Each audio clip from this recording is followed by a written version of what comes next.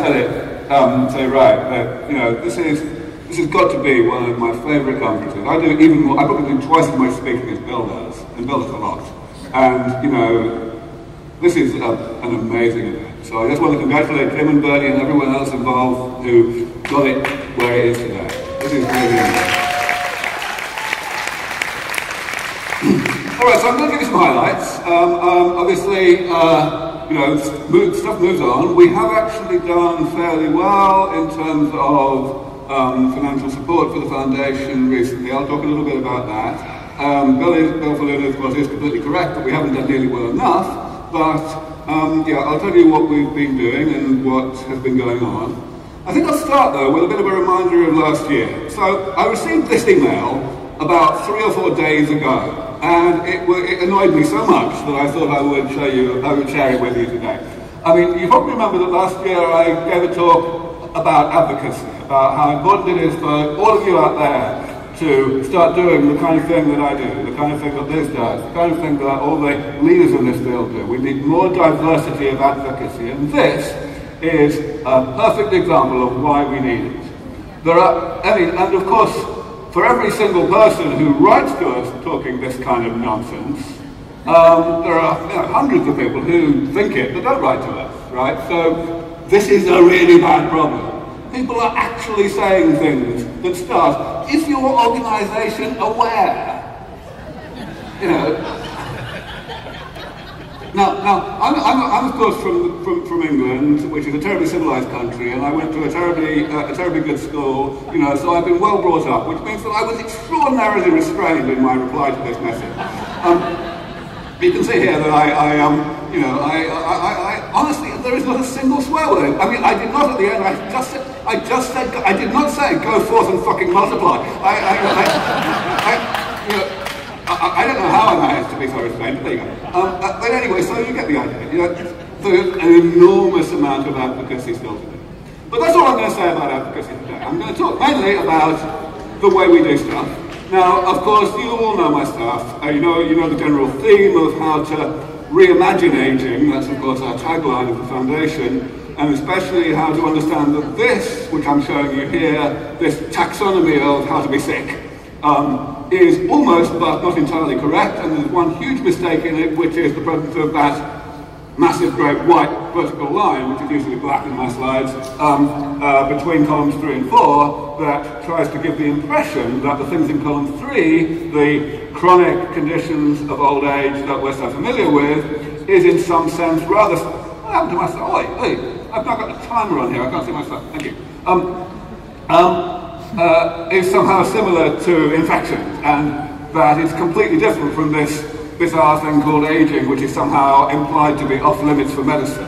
And of course the correct version is here, where one needs to understand that there is no biological difference between column 3 and column 4, that column 3 is simply the aspects of aging that we have chosen to give disease-like names to, and column 4 is the ones that we haven't. If we understood that, then first of all we can realise that we need to go about addressing column 3 and column 4 very differently from the way we would address column 1, namely infections. And secondly, that column 4 is not some kind of blessing in disguise the way that most people think of it. Most people really do think that aging is some fundamentally, qualitatively different thing than any kind of disease, and that we shouldn't really be thinking about it, even doing anything about it with medicine. So this reclassification, this corrected taxonomy of how to be sick, is a vital conceptual part of the message that we have to give. And of course you all know that the common sense way of going about addressing that, once you understand what aging is, that it's simply the accumulation throughout life of self-inflicted damage, is not to go after the pathologies of old age as if they were infections, which is essentially what geriatric medicine is, and it's also not to go after the metabolism, the extraordinarily intricate network of processes that keep us alive, and try to make it run more cleanly and create damage more slowly. Maria Entrages earlier on today highlighted that. The correct approach is the maintenance approach, the damage repair approach, to take advantage of the fact that damage is something that accumulates gradually and that the body is set up to tolerate a certain amount of it without significant decline in function. and therefore to develop ways to remove reasonably large amounts of that damage, and to recognize that removing most of that damage is good enough. So long as you can keep the overall damage load below the pathogenic level, you're done. That's why we can be so optimistic about the age reversal approach, the damage repair approach. So, as you all know, I have been talking for some time now, for some years, about 7 major types of damage, which I list on the left here, and the corresponding ways to deal with them, which are listed on the right.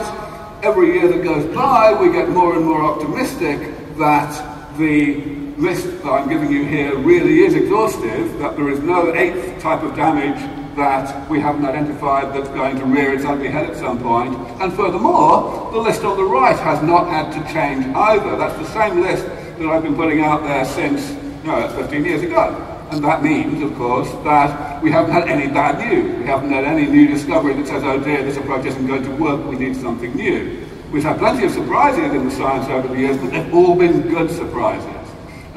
Discoveries like CRISPR or induced pluripotent stem cells or whatever that have allowed us to take shortcuts and make things easier than we might have thought they were. But what that means is that we've still got some way to go. And I'm going to talk today, for essentially the rest of my remarks, about what we're going to do, about how we're going to get this job finished. You've heard from a number of other people about the last step of the process, actually delivering things to human beings, to patients. We at Sept Research Foundation kind of don't regard that as our problem, not because we don't think it's important, of course we do, it's the ultimate goal, but rather because by the time things have got as far as being able to be tested in people like you, other people around the world, have already got on the bandwagon and are starting to push this forward with quite good success. And of course, one of the things that I love the most about coming to RAADfest is we hear so much about courageous people who are willing to go out there and push the envelope and save lives more quickly than the FDA might otherwise allow. But I will start here. So this is a list that some of you may have seen before, because all the papers on here are a couple of years old at least. But these are just some highlights of the major achievements that we've been able to get to in the most difficult areas of damage repair in the body. I want to talk mainly today, especially because Maria already covered a lot of what we're doing today at the Foundation. I want to talk mainly today about what we have been able to transfer to other people. And what that basically means is spin-outs and other startup companies that we're aligned with. This is something that we've always known was the future of our mission. Of course, Sept Research Foundation is a 501c3, we're a charity, and that's good in one sense, namely you can give us money and you get a tax benefit, but it's bad in another sense, which is that an awful lot of people, especially an awful lot of wealthy people, fundamentally don't like giving money away. And they much prefer to invest than to donate.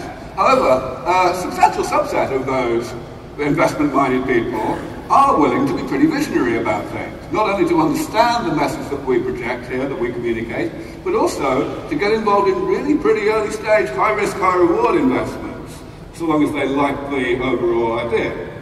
And that has allowed us to spin out projects of ours into startup companies time and time again. We've done about half a dozen of these now, and those companies have successfully attracted investment. I'm also very happy to say that the people who are coming into this field, one of the most prominent of whom will actually give a keynote tomorrow, Jim Mellon, these people are certainly talking very much to us and getting good advice about where to put their money, not only in terms of what's going to eventually make them a lot of profit, but also in terms of what's going to move the needle forward fast and save the most lives. So I'm starting with ICOR here. ICOR have a booth next door, and I hope you'll go along there. I'm delighted to say that this slide is already out of date, because when I say on the left here that there are 3 components of ICOR, I think it's up to about 5 now. The first one, the technology on the basis of which ICOR was created, thanks for the timing, I've got that, 8 minutes here, is for our treatment of macular degeneration. That was an aspect of aging that we spent quite a while trying to develop an enzymatic approach for at our lab in Mountain View, we kind of had run into the sand, and Kelsey Moody and his team at ICOR felt that they could see some new steps that they could take that might, bridge the last gap, and they were right. The result is they were able to get this going, but that project is now just one component of ICOR called LysoClear.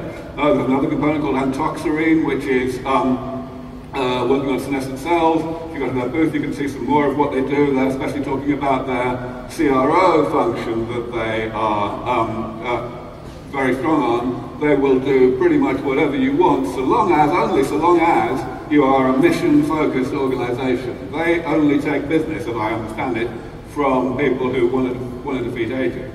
And they've been able to be pretty good. As you see there, funding total so far around $20 million or more.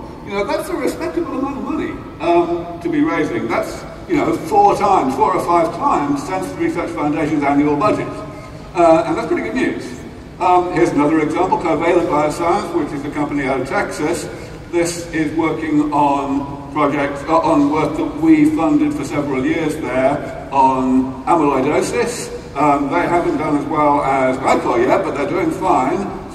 Well enough that the 2 major scientists from the University of Texas at Houston who pursued this work with our funding have now quit the university and are now full-time at the spin-out company.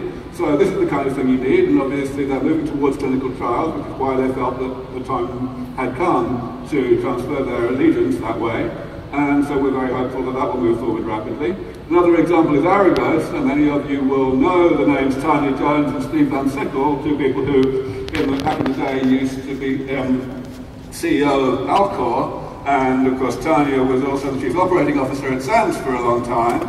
They are now the driving forces behind a company focused on a completely new way to do organ cryopreservation, and of course eventually cryopreservation of whole people. And it's a fantastic technology which I really believe in. They really struggled to bring their initial seed money in. They just had a few $100,000 from Breakout Labs at the Thiel Foundation at first, and it took forever for them to get more funding, but they've got it now, so things are looking a lot better, though they certainly need a lot more, and I'm working to help them get that. But this is a company that you will certainly hear more of in the future.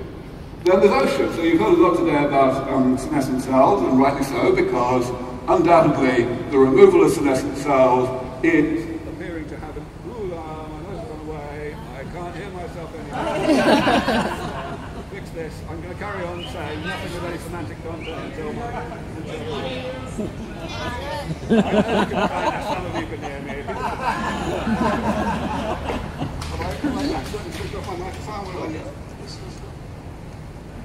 Thank you. Okay, so that turned out to have been my fault. Alright, so yes, Ocean. Ocean is doing the elimination of senescent cells, which, as I was in the middle of saying, seems to be far more beneficial than anyone would have guessed. The elimination of senescent cells was always one of my 7 deadly things that we had to remove, but doing that and not doing anything else was historically perceived by me, and I think pretty much everybody in gerontology, as something that would probably not have all that much overall benefit. And we certainly now see that the knock-on effects of removing senescent cells are far more wide-ranging than we would have guessed. So that's fantastic. But as you've heard, the way that is really being pursued by most people in this area, especially by Unity, which is the most successful company in this space at the moment, is small molecule. Which, that's all very well, they definitely seem to be having a good effect, but like any small molecule pharmaceutical, we can anticipate that there will be certain side effects, that maybe things can be done better by some more, shall we say, rational design of the therapy, and Ocean are into doing this by gene therapy, so we're very hopeful that their technology will also be extremely effective in this area. I wanted to go through a whole bunch of other startups which are not spin-outs from Sensory Research Foundation, but which are absolutely aligned with what we do. In other words, they're all focusing one way or another on rejuvenation, on damage repair. And as you can see, these companies are getting funded pretty fast. Many of these companies are represented here at RAADfest this weekend, I'm delighted to say. And of course, I'm also delighted to say that both the companies and the people who are funding them are talking to us all the time. one thing that is certainly very gratifying to me is that I seem to be maintaining my role as nexus and as person to make connections happen in the private sector as it emerges, same as I have been in the philanthropic world up until now. If we look at this list here, we've got a number of companies that you already heard of. Levian was just mentioned, of course, a couple of talks ago. Repair biotechnology is one that I'm going to mention specifically because both of its founders are here, Reason and Bill Sherman, and they have come together. They are both people with a great passion for this field, and they don't have the kind of money that Jim Mellon has or anything like that, but they have been able to come together and mostly self-fund a new company that is working on two of the most important areas of aging, thymic rejuvenation and the removal of atherosclerotic plaques using enzymatic means. But all of these companies are really important. Revel I also mentioned because it is in the process of becoming our next spin-out. It's going to be formed based on technology out of Yale that we've funded for the past 5 years or so. And there's a whole list at the bottom of companies that I don't even have time to go into that are looking at other aspects of aging. And again, these are people who talk to us all the time, people who are on our scientific advisory board or who are closely aligned with us in one way or another. And then, of course, there's Unity. For those of you who don't know, Unity was the first company that really came out as a bona fide damage repair for aging entity. And, before that time, some of the technologies that I believe are vital were already in progress, especially in the area of stem cells and also removal of amyloid in the brain, but these were very much presented to the world as treatments for diseases, even if the disease shouldn't have been called diseases because they were parts of aging. Unity didn't do that. Unity were very straightforward. We're going after aging and we're doing it with damage repair. And I was astonished at how quickly they raised money, even when the data that they had was really preliminary back in like 2012, 2013. They were able to get, proper 7-digit seed money, and now their valuation is close to $1 billion. That's where every single startup in this field ought to be, and a lot more of them will be at that level fairly soon, I'm fairly sure. So I'm going to just try and get my, hello, thank you. So the foundation itself, as I mentioned, our situation financially is a bit better this year than it has been. Thank you, I know, I've got 13 seconds left. Because last Christmas, we were able to benefit quite substantially from the explosion of value in cryptocurrencies. In particular, we had 4 7-digit donations adding up to a total of $6.5 million. A number of those donations, a bit like mine, will not be repeatable because the money's gone. In particular, some of you may have heard of something called the Pineapple Fund, which donated a total of well over $50 million to a wide variety of charities, including Sense Research Foundation and also Methuselah Foundation and also the Organ Preservation Alliance. So a total of at least $5 million that went into our mission. But the person behind that who gave most of their money away at that point. So that won't be happening again. And some of the others, maybe they will happen again. But with this windfall, we are, of course, expanding. We're expanding cautiously because we know that we may not get another windfall anytime soon. So we're only spending maybe $1 million or so more this year than last year.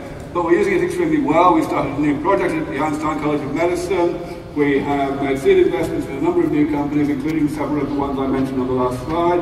And we're also expanding our education arm. I think Maria mentioned some of that. One thing, of course, I do want to mention is our conference.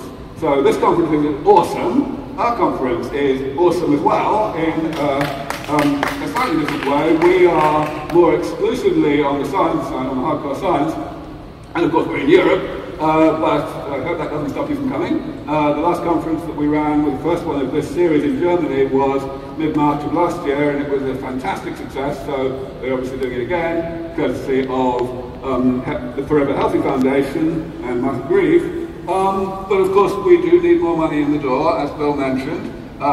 We hope that pretty much every aspect of SENS will be in clinical trials, at least, within the next couple of years now, really. I mean, we said 5 years when I made this slide, and that was 2 years ago, and I think we're pretty much on track. There's not many components of SENS that I think will take longer than 5 years to get into trials. So this is pretty good news, but it will only happen with a further injection, a further infusion of significant capital.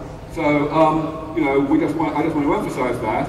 I will, of course, also remind you that I wrote this book some time ago, which many of you already have. We've got copies of it at our booth in the exhibit hall, which is on the far left-hand side as you walk in. And I'm happy to sign any if anyone comes up to me and gives me one. But also, do come to this conference. It's going to be fantastic. It always is. Those of you who've been in this movement a long time and who came to the conferences I used to organise in Cambridge back in the last decade, starting in '03, you will know what we're talking about. These conferences are very like that, and so I very much hope you can come. I am out of time, so I'll stop there. Thank you.